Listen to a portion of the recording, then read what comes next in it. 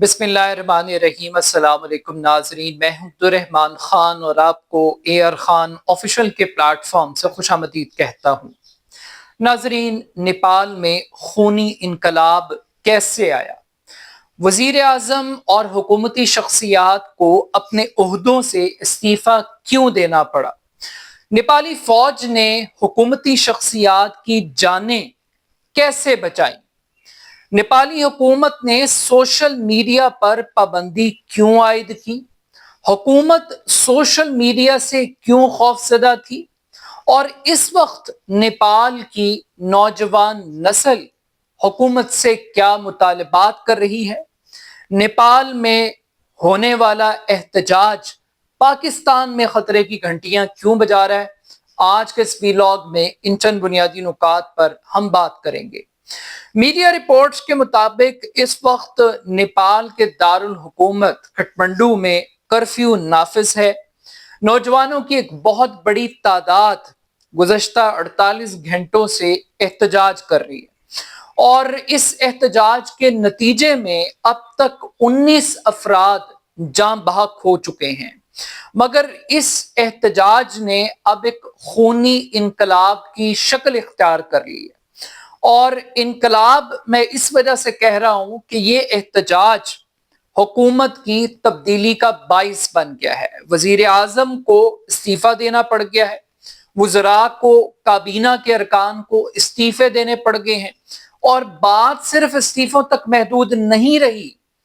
अवामी गैज़ो गज़ब का आलम यह है इस वक्त नेपाल में कि वजीर आजम, साबिक वजीर आजम, अरकान असम्बली, वज़रा, इन सब के घरों पर हमले हो रहे हैं। मॉब, बहुत बड़े बड़े मॉब्स वो अटैक कर रहे हैं, वज़रा के घरों पर पथराव किया जा रहा है, नजर आतिश किया जा रहा है और हुकूमती शख्सियात की जानें बचाने के लिए इस वक्त नेपाली फौज एक बड़ा रेस्क्यू ऑपरेशन कर रही है हेलीकॉप्टर्स के जरिए। हेलीकॉप्टर्स के जरिए वज़रा को, उनके खानदानों को रेस्क्यू किया जा रहा है और महफूज मकामात पर पहुंचाया जा रहा है। यानी अगर मैं ये कहूं कि हुकूमती वज़रा वो हेलीकॉप्टर के जरिए फरार हो रहे हैं नेपाल से, तो ये बात गलत नहीं होगी। मीडिया रिपोर्ट्स के बता रही हैं कि हुकूमत की जानिब से मुजाहिरीन को ठंडा करने की बहुत कोशिश की गई, मगर इस वक्त मुजाहिरीन वापस जाने के लिए तैयार नहीं है। मुजाहिरीन की जानिब से सिर्फ सियासतदानों के घरों को टारगेट नहीं किया गया, बल्कि पार्लियामेंट की बिल्डिंग के ऊपर भी धावा बोला गया है और लग ये रहा है कि इस वक्त जो यूथ है नेपाल की, वो स्टेटस को चैलेंज कर रही है, वो निजाम को चैलेंज कर रही है। अब सवाल ये पैदा होता है कि आखिर ये एहतजाज क्यों शुरू हुआ, कैसे शुरू हुआ और इसने एक खूनी एहतजाज या इनकलाब की शक्ल क्यों इख्तियार कर ली? ये एक बड़ा ट्रिकी क्वेश्चन है। बुनियादी तौर पर नेपाली हुकूमत की जानिब से 26 सोशल मीडिया प्लेटफॉर्म्स पर पाबंदी आयद करने का हुक्म सादर किया गया और इन सोशल मीडिया प्लेटफॉर्म्स में Facebook, WhatsApp, Twitter, YouTube, Instagram, ये तमाम के तमाम जो बड़े सोशल मीडिया प्लेटफॉर्म्स थे, इन सब को बंद करने का हुक्म दिया गया।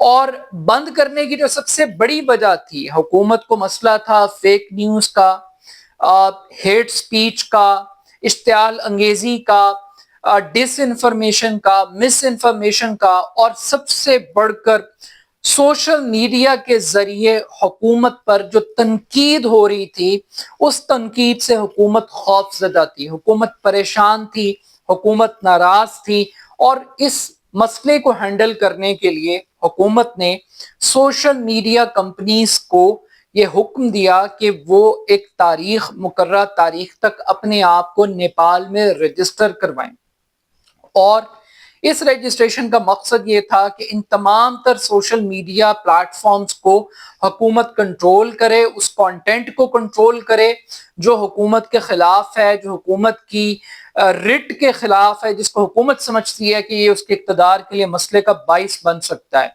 तो हुकूमत ने सोशल मीडिया प्लेटफॉर्म्स के ऊपर पाबंदी लगाई یہ جانتے ہوئے یہاں میں ایک فیکٹ اور بھی آپ کے ساتھ شیئر کر دوں کہ نیپال میں اس وقت 1,70,00,000 افراد سوشل میڈیا استعمال کرتے ہیں.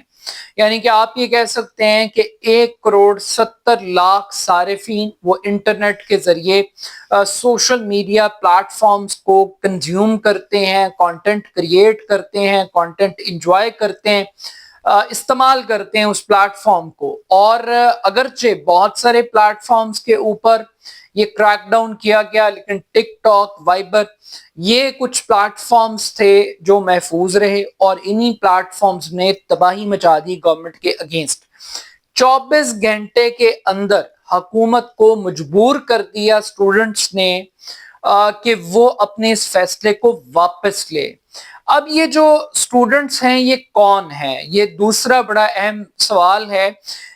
عالمی جریدے جو لفظ استعمال کر رہے ہیں مظاہرین کے لیے، وہ جین زی کا لفظ استعمال کر رہے ہیں. یہ جین زی جنریشن ہے، یعنی وہ لوگ جو 1997 میں پیدا ہوئے یا 1997 سے لے کے 2012 تک کی جو جنریشن ہے، اس کو جین زی جنریشن کہا جاتا ہے.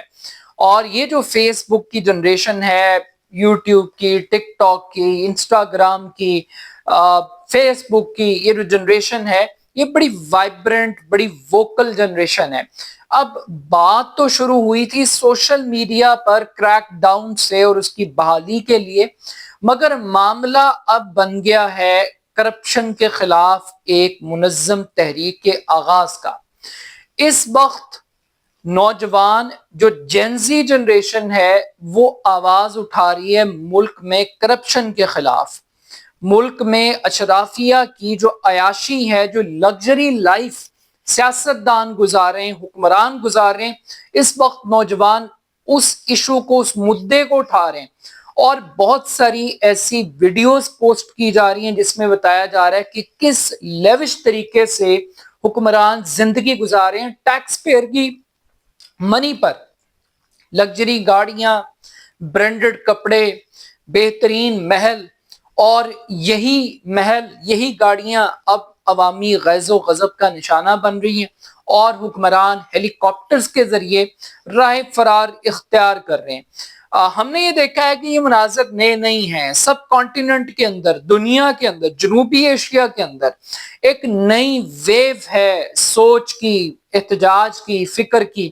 اور یہ معاملہ بنگلہ دیش سے شروع ہوا، جہاں پہ اسٹوڈنٹس نکلے اور انہوں نے وہاں پر رضاکار کے حوالے سے ایک موومنٹ چلائی، اور جس میں جو سرکاری جابز کا کوٹا تھا اس کے اگینسٹ انہوں نے پروٹیسٹ شروع کیا، اور وہ حسینہ واجد کی حکومت کو بھی لے بیٹھا اور انہیں بنگلہ دیش سے نکل کر بھارت میں پناہ لینی پڑی.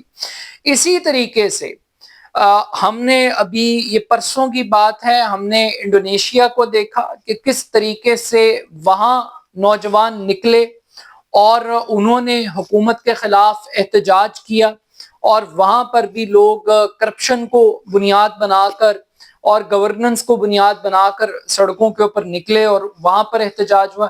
اور آج ہم دیکھ رہے ہیں کہ نیپال ایک چھوٹا سا ملک ہے جس کی غالباً 3 کروڑ کے قریب آبادی ہے، اور یہ بھارت کے بھی بہت قریب ہے. اگر ہم اس کی جغرافی کو دیکھیں، بھارت سارک کا بڑا امپورٹنٹ ملک ہے، پہاڑی ایک ہلی ملک ہے، بدھ مت اور ہندو مذہب سے تعلق رکھنے والی کمیونٹیز بڑی تعداد میں یہاں پر رہتی ہیں. مگر اس سب کے باوجود لوگوں کے اندر ڈسپریشن ہے، لوگوں کے اندر غصہ ہے گورننس کے خلاف، کرپشن کے خلاف اور آزادی اظہار پر پابندی کے حوالے سے. اب یہ جو احتجاج ہے، یہ احتجاج پاکستان میں خطرے کی گھنٹیاں کیوں بجا رہے ہیں؟ یہ اس وجہ سے بجا رہے ہیں کہ حالات بنگلہ دیش کے ہوں، انڈونیشیا کے ہوں یا نیپال کے ہوں، یہ پاکستان ان سے بدتر ہے. پاکستان ان سچویشنز میں ان سے بہت پیچھے ہے. وہاں پر اتنے حالات خراب نہیں جتنے حالات پاکستان میں خراب ہیں. وہاں پر یوتھ کی اتنا بڑا بلک نہیں ہے جتنا بڑا بلک پاکستان کے اندر موجود ہے. اوبویسلی پاکستان آبادی کے لحاظ سے بھی ایک بڑا ملک ہے، مگر یہاں پر بھی آپ کو اسٹیبلشمنٹ کے کارندے وہ بھی خوف زدہ نظر آتے ہیں. سوشل میڈیا کی تبدیلی سے، ان پلیٹ فارم سے آپ کو مختلف ہیلے بہانوں سے آزادی اظہار کے اوپر قدغن لگتی ہوئی دکھائی دے گی. ایک سال یہاں پہ محض ٹویٹر کو، جس کو ہم ایکس کہتے ہیں، اس کو بند کر دیا جائے گا. کیونکہ ٹویٹر کے اوپر عمران خان صاحب کی بڑی مقبولیت ہے. اسی طریقے سے یہاں پہ پیکا جیسے کالے قانون بنائے جائیں گے تاکہ اسٹیبلشمنٹ کے اوپر جو تنقید ہو رہی ہے، حکومت کے اوپر جو تنقید ہو رہی ہے، اس کو روکا جائے. بڑی بڑی سزائیں یہاں پہ تجویز کی جاتی ہیں، اور یہ سب کچھ کیا جاتا ہے فیک نیوز کے نام پر، یعنی اشتعال انگیزی کے نام پر. الفاظ نیپال کی حکومت بھی وہی استعمال کر رہی ہے جو پاکستان کی حکومت استعمال کر رہی تھی. نیپال کی حکومت کا بھی وہی فارمولہ تھا جو پاکستان کی حکومت کا فارمولہ ہے. نیپال کی حکومت کیا کہہ رہی تھی کہ جتنی کمپنیاں سوشل میڈیا وہ آئی ٹی منسٹری کے اندر رجسٹر ہوں. یہی پاکستان میں مطالبہ ہوتا ہے کہ جناب آپ اپنے آفیسز یہاں بنائیں، یہاں پہ کانٹینٹ کو کریٹ کریں. اور پھر پاکستان میں تو ایک فائر وال بھی نصب کی گئی جس کے اوپر اربوں ڈالر کی ایک بڑی ہیوج انویسٹمنٹ باقاعدہ طور پر کی گئی. مگر اس سب کے باوجود سوشل میڈیا کا جو جن ہے وہ قابو نہیں آیا. اسٹیبلشمنٹ پاکستان میں بہت سٹرونگ ہے. مین سٹریم میڈیا کو تو اسٹیبلشمنٹ نے قابو کیا ہوا ہے، بٹ جو سوشل میڈیا ہے وہ واحد سورس آف نیوز ہے جو ان سینسر ہے، جس کو روکنا ہے، جس کو کنٹرول کرنا بڑا مشکل ہے. پھر جو دوسرا ایلیمنٹ ہے وہ کرپشن کا ایلیمنٹ ہے.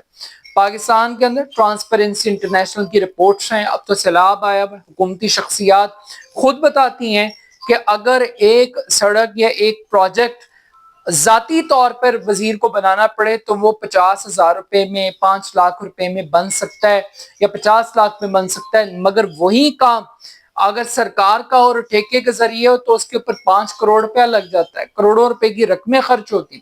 تو پاکستان میں بھی ایک کرپشن کا ایک میگا ایک سسٹم ہے، اور یہاں پر بھی نئی نئی اصطلاحیں استعمال کی جاتی ہیں. کہا جاتا ہے جی ڈیجیٹل ٹیررزم، ڈیجیٹل دہشت گردی، اور ایسی اور پھر یہ جو 5th جنریشن وار فیئر کا کانسیپٹ ہے کہ کس طریقے سے سائبر وار کو استعمال کیا جا رہا ہے نیریٹو بلڈنگ کے لیے، پرسپیکٹو جنریشن کے لیے. تو یہ بہت سارے ایسے ایلیمنٹس ہیں، بہت ساری ایسی ڈیولپمنٹس ہیں جو بڑے سنجیدہ سوالات ہمارے سامنے کریٹ کر رہی ہیں اور ہمیں دکھائی بھی دے رہی ہیں.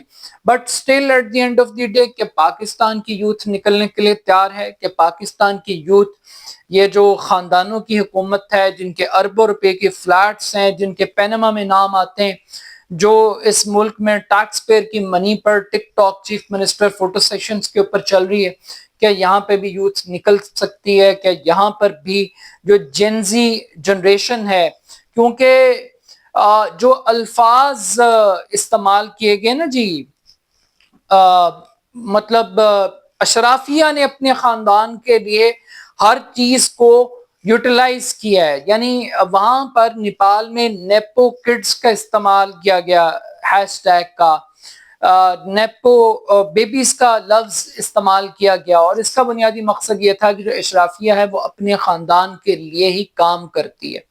تو کیا پاکستان کے اندر بھی ہم نیپال جیسی کوئی تبدیلی دیکھیں گے، کوئی انڈونیشیا جیسی تبدیلی دیکھیں گے، یا بنگلہ دیش جیسا کوئی انقلاب دیکھیں گے؟ یہاں پر بھی کوئی حکومت کو چیلنج کرے گا؟ اگین ایک چیز میں بڑی واضح کر دوں کہ میں یہ قطعاً نہیں کہہ رہا کہ لوگ اٹھیں اور جا کے بلڈنگز کو آگ لگا دیں، کسی کو مار دیں، کسی کو نقصان پہنچائیں. پیسفل پروٹیسٹ کریں، اپنے ایشوز کو ہائی لائٹ کریں، گورنمنٹس کے اوپر پریشر کریٹ کریں. اب دیکھیں نیپال کی پارلیمنٹ پہ اٹیک ہوا ہے تو وہ کہہ رہے ہیں کہ یہ اصل جمہوریت کے لیے لوگ لڑ رہے ہیں. پاکستان کی پارلیمنٹ کے باہر اگر پروٹیسٹ ہو تو وہ کہتے ہیں آپ نے پارلیمنٹ پہ حملہ کر دیا، آپ نے پارلیمنٹ کی توہین کر دی. تو انسٹیٹیوشنز کے پاس یہ حق ہے کہ وہ جس مرضی احتجاج کو جمہوریت ڈکلیئر کر دیں، اپنی مرضی کے احتجاج کو وہ چاہیں تو وہ غداری میں کنورٹ کر دیں، بغاوت میں کنورٹ کر دیں. ہر طرح کی پاکستان میں پولیٹیکل پارٹیز کو اجازت ہے، ماسوائے ان پولیٹیکل پارٹیز کو جو حکومت کے خلاف ہیں، اسٹیبلشمنٹ کے خلاف ہیں. تو دیکھتے ہیں جو نیپال کا انقلاب ہے، یہ پروٹیسٹ ہے، یہ پاکستان جیسے ملکوں کو کیا پیغام دے رہا ہے، کیسے میسج کمیونیکیشن کر رہا ہے، آنے والے وقتوں میں اس کا کیا امپیکٹ ہوگا؟ اپنا فیڈ بیک مجھے ضرور دیجیے گا۔ میرے YouTube channel AR Khan official کو ضرور سبسکرائب کیجیے گا۔ بہت شکریہ، اللہ حافظ۔